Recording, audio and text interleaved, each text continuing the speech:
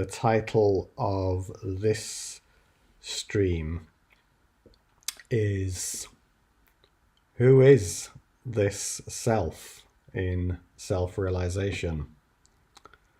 Who is this self in self-realization? Or who or what is this self? Because it's the subject of a little bit of confusion, because we talk about self-realization without really thinking about what this self is. And that can lead to all sorts of confusion and myths around the whole subject, self-realization. So I just want to look into that just a little bit, just kind of explore that, point out what it is that we're focusing on here. And as part of it, I'm also going to read you a little poem that came to Lee a couple of weeks or so ago, I think it was, which really kind of captures the essence of what I'm going to talk about. She quite independently had got this after a meditation. It kind of asks some important questions that are all connected with that. So I'll do that in a while. But I'm going to start with the trusty fiber optic lamp that I've used many times on various streams. The light's quite bright, so you're probably not going to be able to see the light at the end of the fibers, but normally there's a blue light shining from one of these fibers here. We can use that as a metaphor for who you think that you are. You know, a person with this body, with this name, with this, male, female, or whatever you consider, form this story. And that's who you think you are. And you spend most of your life looking out into the world, thinking that all these other people are separate from you. And that's how we look at the world. However, what we need to be focusing on is what gives birth to all of that. And I talk about the self, the realized self, as infinite silence. Key word there, infinite. Infinite. Boundless, formless, timeless, essence, pure awareness, pure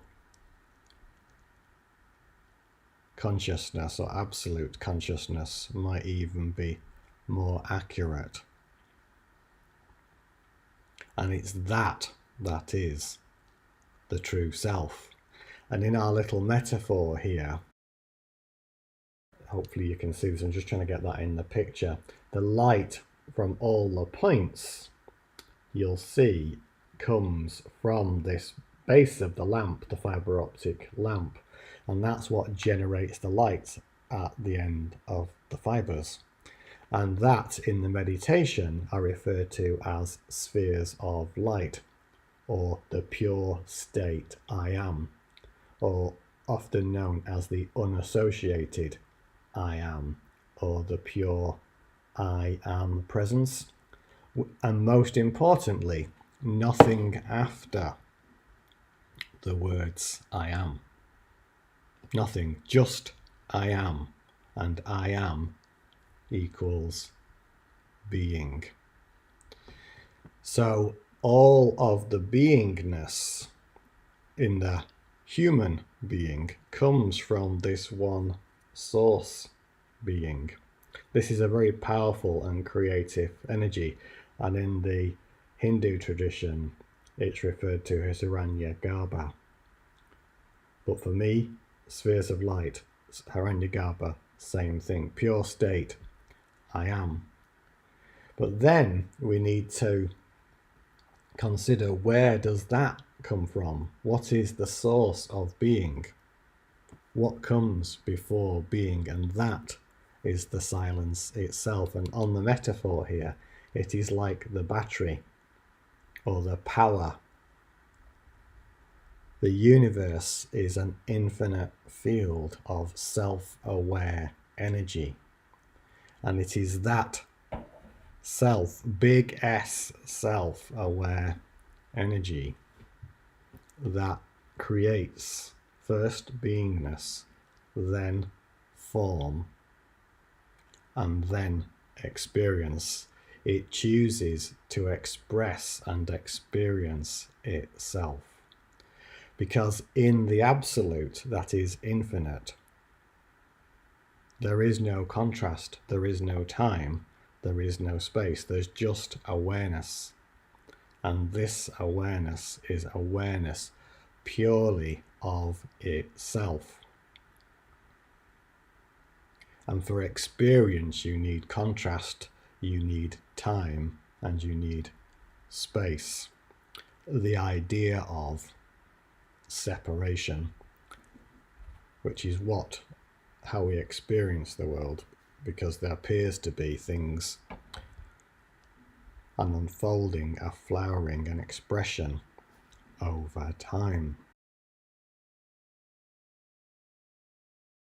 But the self in self-realization is not personal. Let me say that again. The self in self-realization is not personal. It is the infinite itself. And if it's infinite, then there can be nothing outside of it, and there can be no personal identity. It's just pure awareness. And it is that we're talking about when it comes to self-realization. This infinite self, this infinite silence or isness. And it just so happens that in English, the two words infinite silence, for short, break down to is, I-S, is. And that infinite silence you'll hear referred to as isness. And it is isness that gives birth to beingness, that gives birth to space, time, experience, that gives birth to forms. So when we're looking at, and we talk about people as spiritual seekers, consider ourselves as seekers. This self that is being sought is the infinite one. And if it's infinite, then there can be nothing outside of it, because that's the nature of infinite. So this whole field of experience, going back to the fiber optics here, all of this must therefore be contained within, let's say, the infinite sphere of awareness. All of it must be contained within the infinite sphere of awareness, like some kind of giant virtual reality, if you like. This would be quite a nice metaphor, a good pointing to it. All of that experience is taking place and being witnessed or observed from the infinite sphere of awareness, the infinite silence.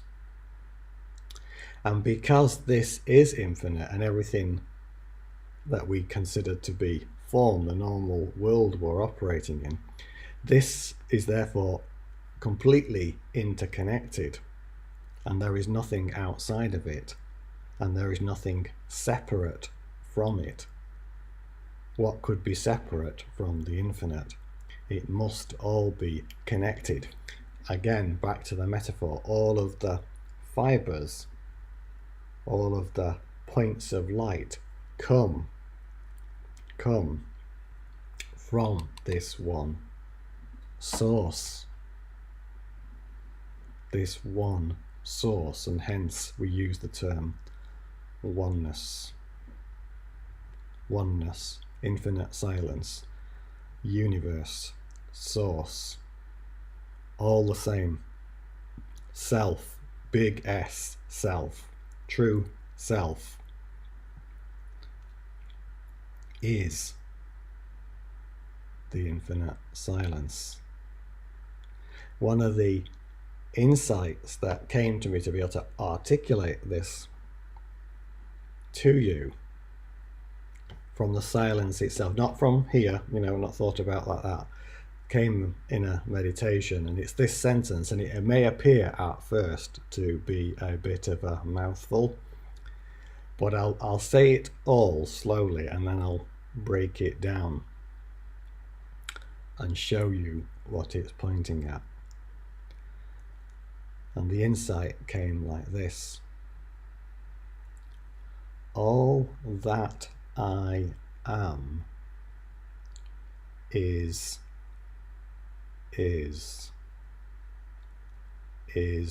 all that am I. You'll notice there were 3 ises in the middle there. Let me take that in bits. All that I am is. First is. All that I am is. So there's going to be something in language after that is. All that I am is. What is this then that's going to come after? It's the word is again. Is for isness. Is for infinite silence. Is for source. Is for true self. So let's go through that first part of the sentence again. All that I am, first is. Let's say that's a capital I-S for isness, infinite silence, self, true self. The sentence then goes on, is, small s, that am I. Let's go through it again. All that I am is, small s, small is, isness, is all that am I. And the 2 I's,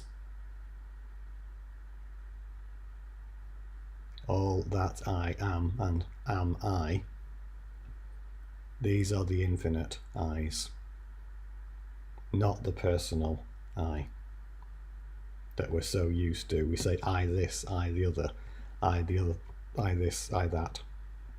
No, this I, it's saying all that I, infinite I, am, is isness. It is all that it is. I am I rather. Quite a mouthful. But it's a very important insight, and it's been expressed in a very particular way because the pointing in it is very deep, very profound. Try looking at that, try writing that down for yourself maybe. All that I am is capital I-S, is all that I am I. Notice the sense of the latter part of the sentence has changed from I am to am I. That is also very deliberate. It's pointing to before beingness. Remember, I said beingness is like the spheres of light, the pure I am presence, the pure universal I am. The self, the true self, is before even the idea of being.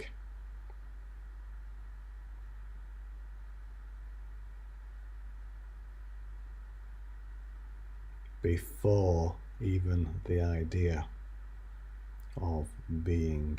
It simply is. And this isness is formless, timeless, self-aware, infinite energy.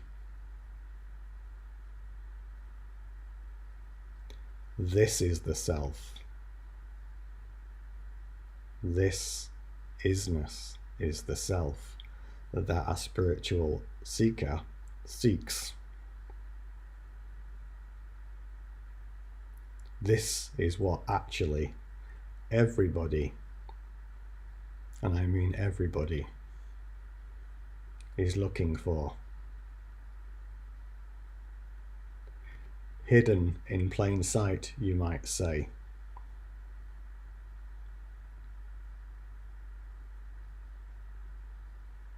Hidden in plain sight. I'll write the sentence down here. Just bear me a second because I don't think that was done.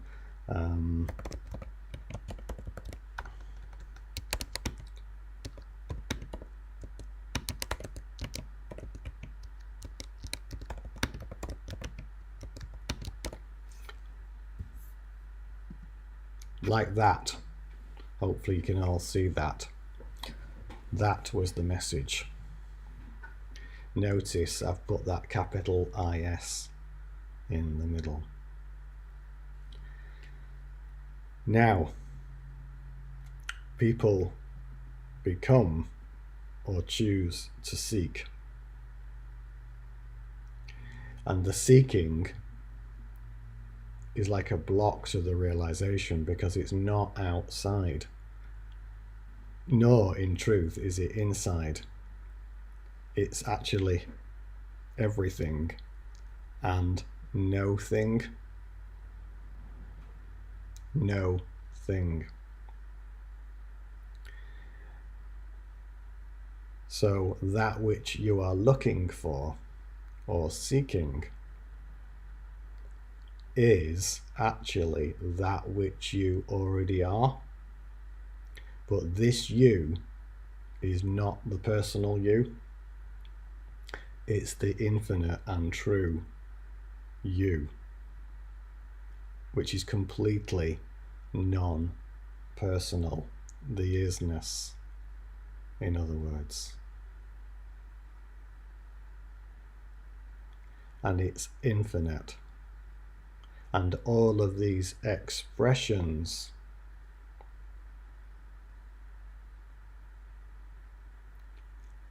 of the infinite, like the fiber optics, and that's just the people, you know, all forms, all planets, all stars, all galaxies, you name it, are just simply different expressions of consciousness that the Absolute chooses, if you like, to create, to experience itself. And the confusion arises when this I, this infinite I in that sentence, beingness is created, a form emerges. This infinite I gets itself confused, or the infinite I doesn't get confused, but the individual form confuses itself with, let's say, a little I, the egoic I. It thinks it's the body, it thinks it's the form, and the more it gets attached to that as an idea and a belief and an experience, it like goes round in ever decreasing circles, and it's like a vicious cycle of identification that can lead to great suffering. The way out of the loop, so to speak, is to realize that actually all of this must have emerged from something that is higher. And that awareness is that which is observing and witnessing all of life, always. In one of the live streams I talked about, it's number 19, The title of that one was Beyond Phenomena, from Awakening Experiences to Absolute Self-Realization. Expressed that way, absolute self-realization. In other words, infinite self-realization. Because any and all phenomena are all witnessed, all observed. Just take the experience of yourself in this body, more or less now.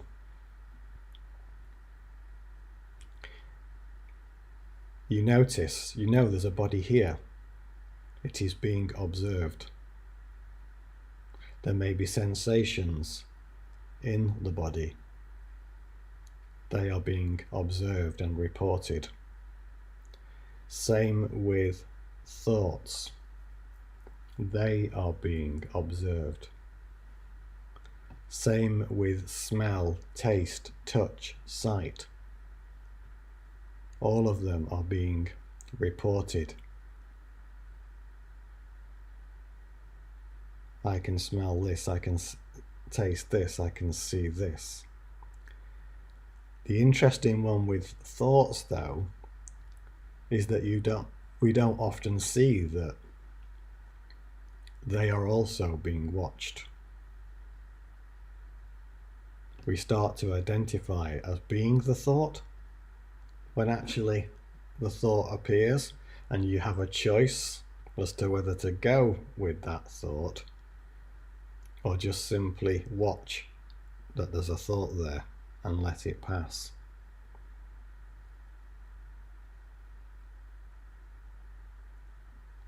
What is it that sees, observes, notices neutrally, is unmoved and untouched by it? What is it that sees the form? What is it that sees or can notice beingness? Just pure I amness. That's the self. All of this experience of beingness and phenomena is contained within the infinite field. All of it is being, occurring in this infinite field.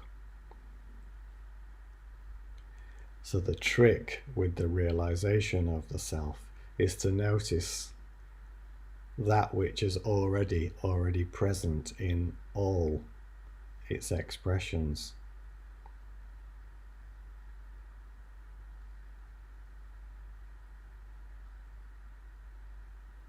The awareness is coming back to the source. And that's why the meditation goes that way. It takes you back.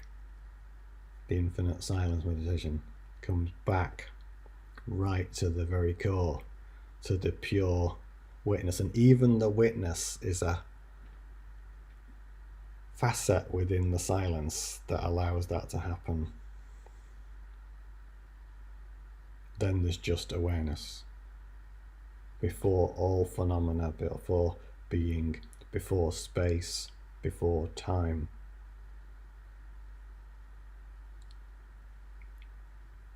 There's just awareness. And that's what you are. Awareness. And then the physical form is the gift from awareness to experience itself, for without form and being, space and time, there would be no experience, there'd just be awareness. And we could say that the self, the true big capital S self, chooses to create this expression so that it comes to know itself, experience itself. And it's only in the confusion with the identity, with the form, where the suffering comes in. Ego is not a bad guy or girl. It's the identification, the attachment, and the belief in that as the identity that creates the problem or the experience of suffering, the perceived problem, when in truth there never was one.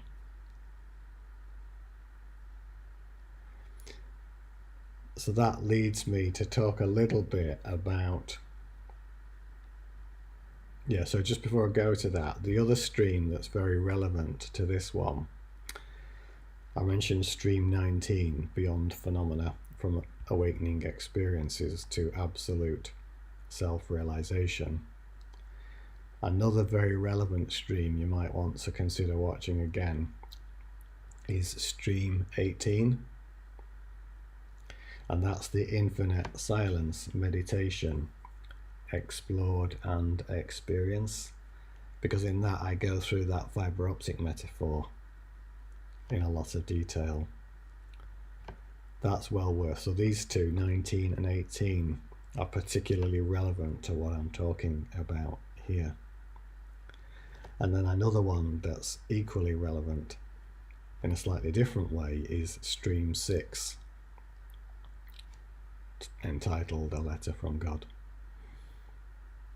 This talks about the nature of the silence in there also. This self, as I've said, is awareness. Just awareness. That's all. That's the self in self-realization. And you're that. Always have been that, and always will be that.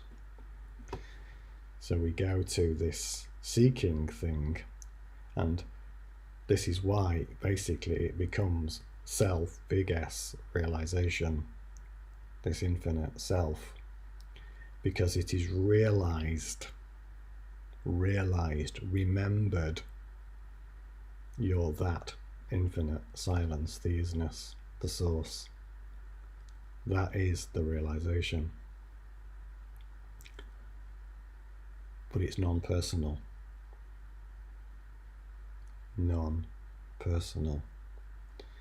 So hence the little phrase I have on the cards, it's about realizing, not seeking. It's about seeing, not looking. It's about finding, not searching. It's about accepting that which is here. Sometimes it's expressed this way. I believe this one I'm going to quote now is attributed to Eckhart Tolle. Whether he said it or not doesn't really matter. It's an accurate pointing. You get there being self-realization, by realizing you, this is the true you now, are already there. You get there by realizing you are already there. Which leads me to talk about a few myths. Myth number 1. Self-realization is only for the special few. Complete nonsense. This is an idea and a belief that has no foundation whatsoever. It may be that, relatively speaking, only a small proportion of people or beings have realized that they're not a person after all. They're actually the infinite expressed in this form. But the fact is, all of us are that.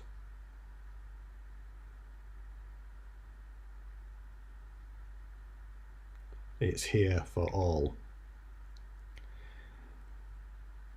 The kind of block between it, the fundamental block between the realization becoming, let's say, experiential, and it not is the belief that you are this form, this story, this being,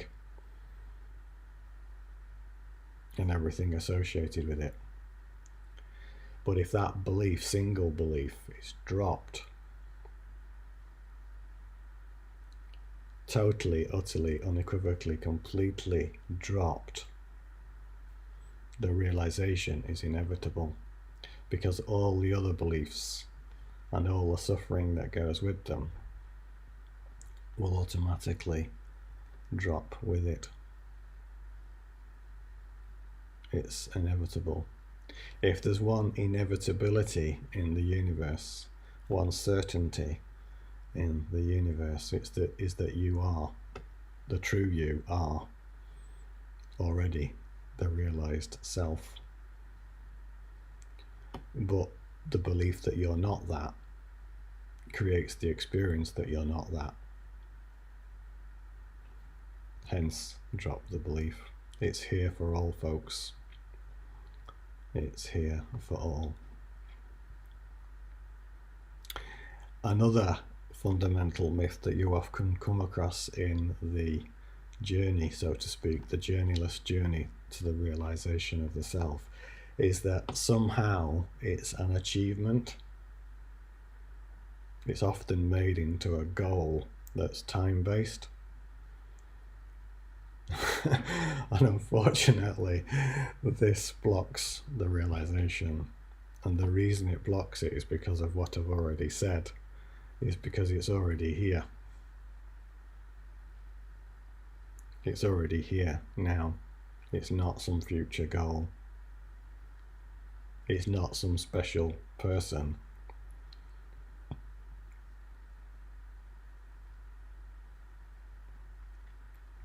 The only difference, or the perceived difference between the one, let's say, that has realized and the one who appears not to, is the apparent belief that they're not that, and so creating the experience of not being the infinite.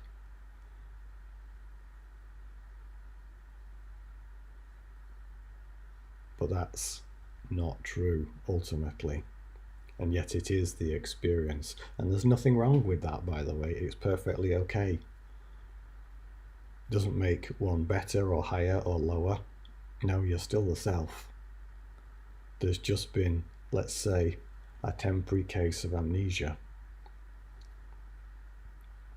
That's all. It's not a future goal. It's not a time-based effort. It's an opening. The realization of the self is an opening to that which is here. And all of the baggage that gradually falls away is really an appearance of a series of choices being, no, I'm not that, I'm not that, I'm not that, I'm not that, I'm not that, until all that's left is the isness, the absolute, the source. So that's another myth.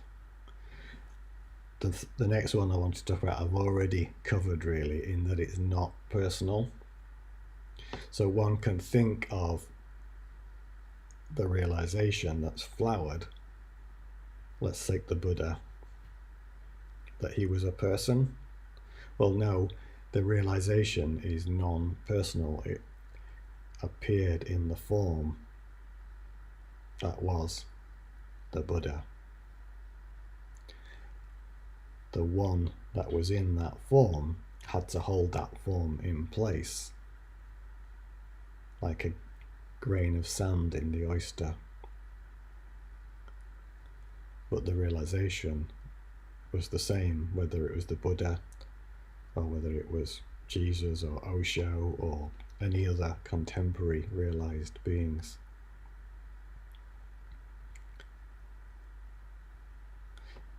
And that kind of personalization of the self can be a big problem, because you can start going into guru worship or teacher worship, and this in itself is a block to the realization.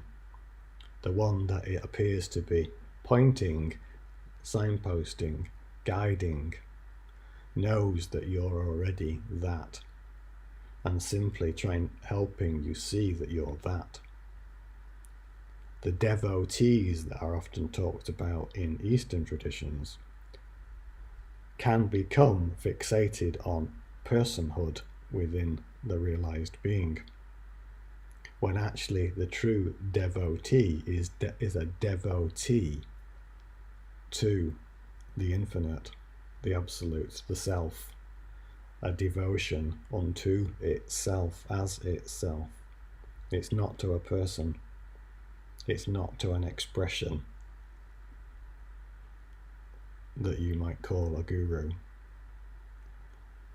It's to the absolute. Even the one that is realized is a total devotion to that absoluteness.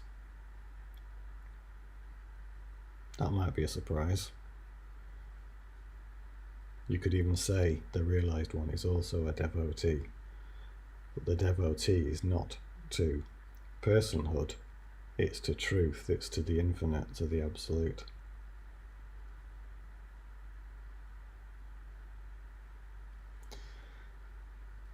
Another myth. People have actually asked about all of these in one way or another in events. Somehow there's this idea that the realized one is sat in a cave or in minimal clothing somewhere in the Himalayas or in India or something like that, and that they don't function as normal people. This is also a complete and utter myth. There's plenty of contemporary beings in Western civilizations. Certainly the Eastern traditions are much more focused on it than we are in the West. But you can live a perfectly, let's say in quotes, normal life and still be realized. Still going to have to do the shopping, do all the normal things, like that old Zen saying, before enlightenment, chop wood, carry water. After enlightenment, chop wood, carry water. In the first case, there was suffering. In the second case, there's realization. But you're still functioning. And actually, there's a greater clarity in inspired action rather than going with lots of mental activity. So there's another one. Another big one is around death.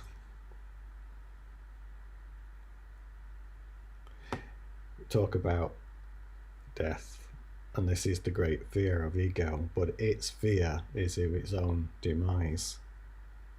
It's not the body form that needs to die, it's the identification and the attachment and the belief in this small I identity that needs to die. Then the little grain of sand that becomes the facet of the diamond, that's the individuation, expression of the absolute, the drop in the ocean that knows it's the ocean, then this is the realization made manifest. It becomes experiential. So the dying is not a physical one. It's a dying of identification, a dying of attachment, a dying of belief in that which you are not.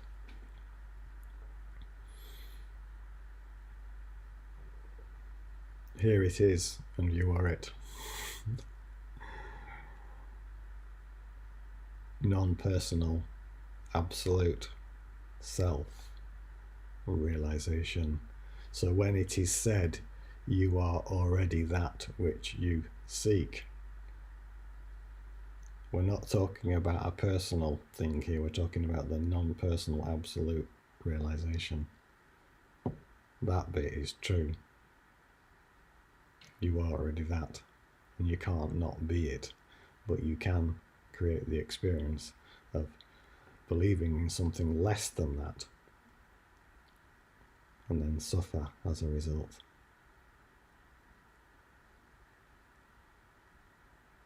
It's so simple, really, in the end.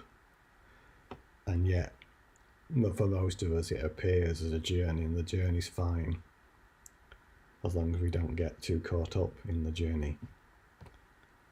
It is that kind of sincerity of following the calling of the heart, the calling of the silence, to its natural flowering, that will lead you home. Grace will lead you home. So at this point, I want to read. In fact, what I'm thinking I'm going to do, actually, I won't just read it just now. I'll guide you into the meditation and then read it. So let's get ready for a meditation now. Maybe sitting down or lying down. I'll guide you into the infinite silence meditation in the normal way.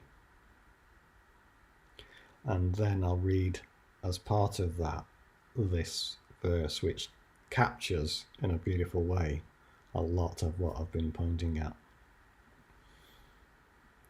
So simply closing your eyes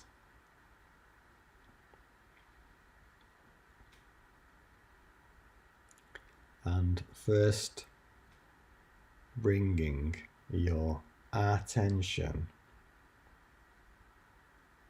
to your body.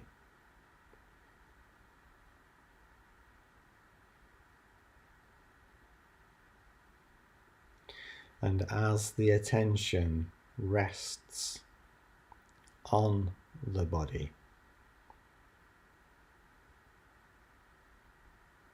simply being open from the heart to the experience of spheres of light.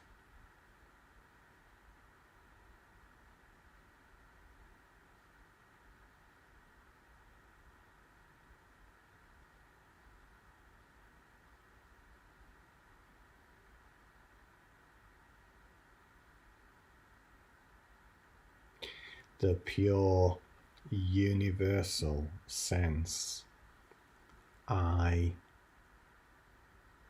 am. Just resting your attention on this state. I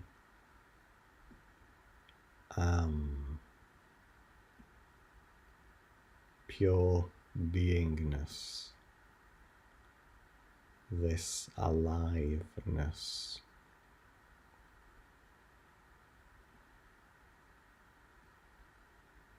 And as the attention rests on this state, I am, know that it can do so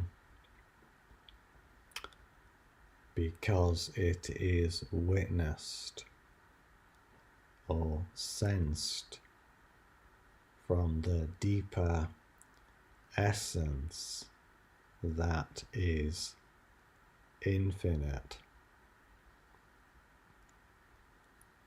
silence. So simply allowing the attention to merge, melt into, become the silence.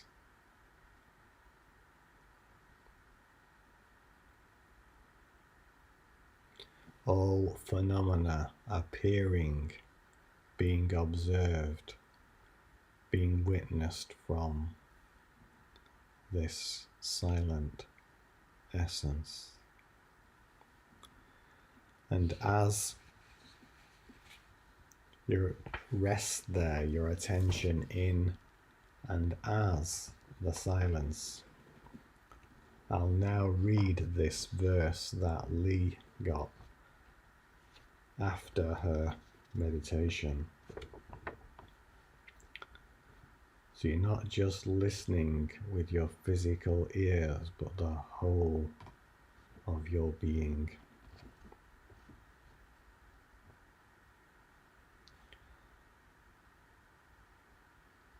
It's entitled, Who Are You? Who are you when everything falls away?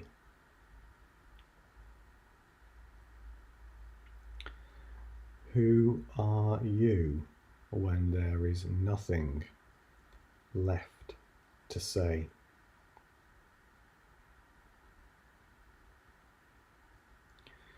Who are you when your name is left unsaid?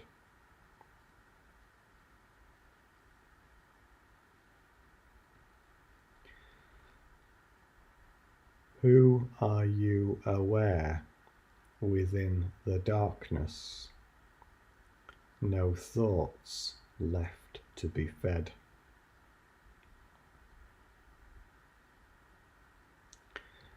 The you without any judgment. The you underneath your name. The you without your story. The you will always remain. The you that's always here. The you that is always awake. The you that has no struggle.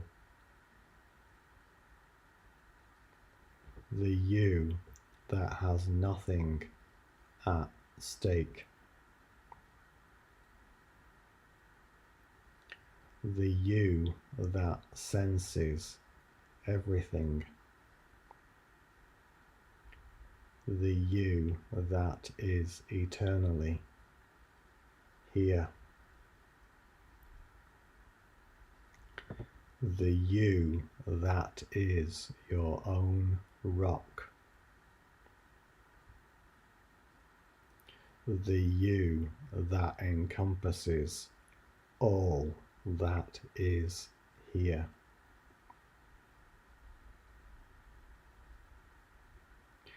Who are you when everything is stripped away? When your naked rawness is an ocean of infinite silence. Who are you beyond what's normal, imagined, or concluded? Beyond the you who thinks. The you without limits. The you melting with the cosmic space.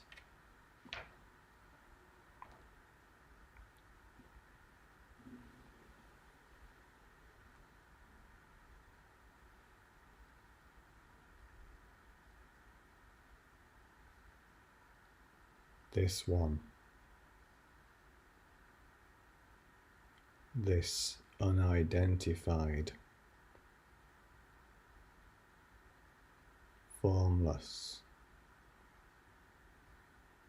timeless, eternal,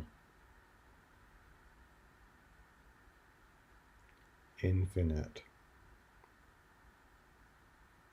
silence,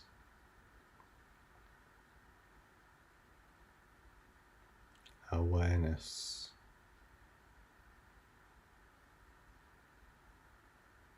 stillness,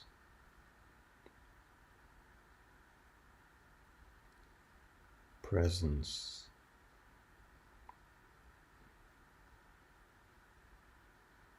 this one is you.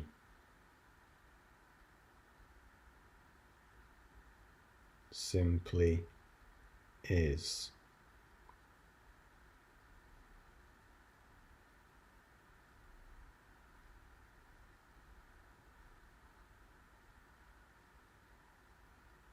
Simply here.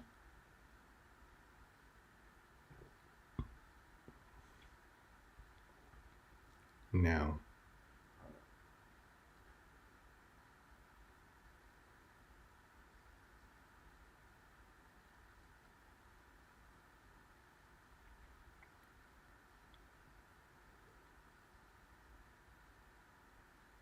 No effort required.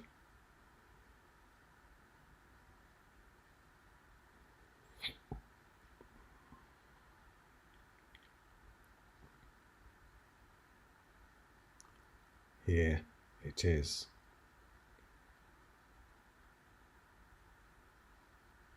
Here, the true, non-personal you is.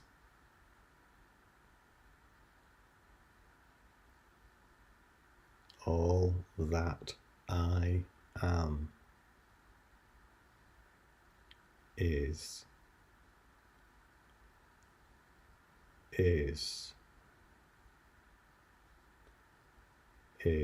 all that am I. The infinite I.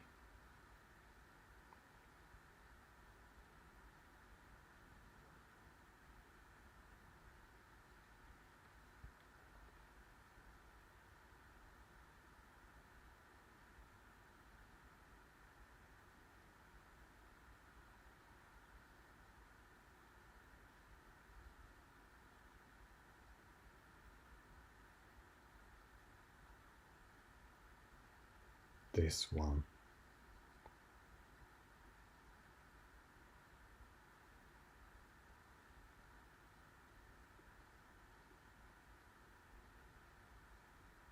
All I truly know is silence.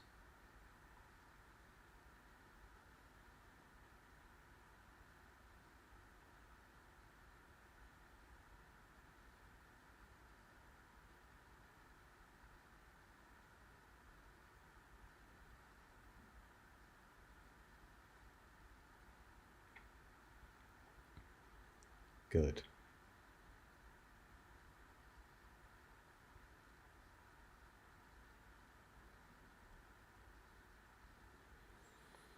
Just know that the attention can rest in and as this silence always.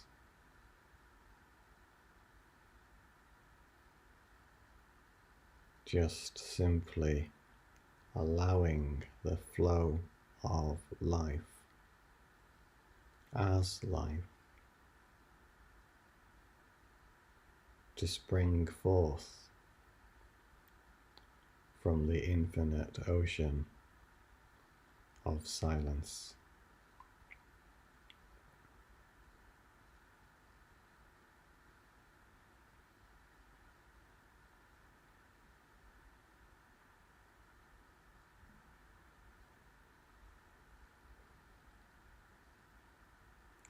Just resting with your attention there,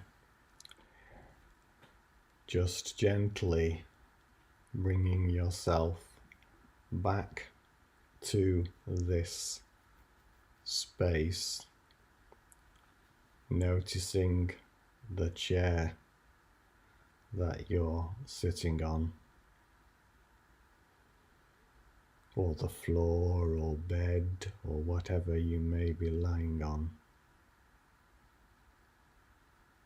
Keeping the attention rested in and as the silence.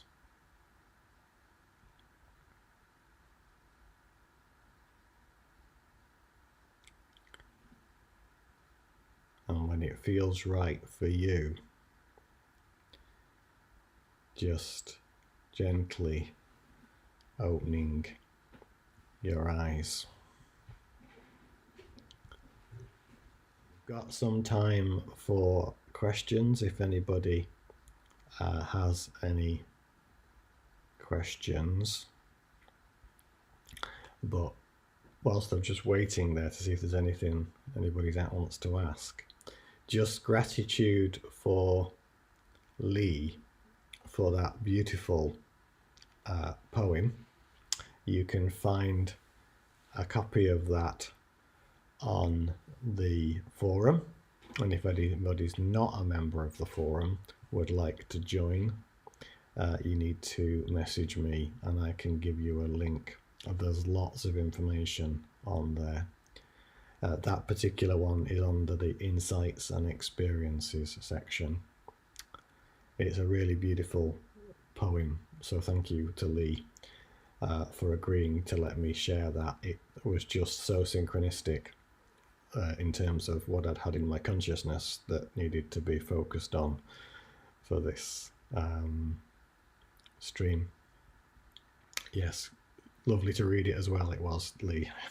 Perfect for what I was looking for. Thank you. Doesn't look like we have lots of questions tonight, so I will leave you with the harp. So at that, it's good night from me, and it's good night from him. Good night.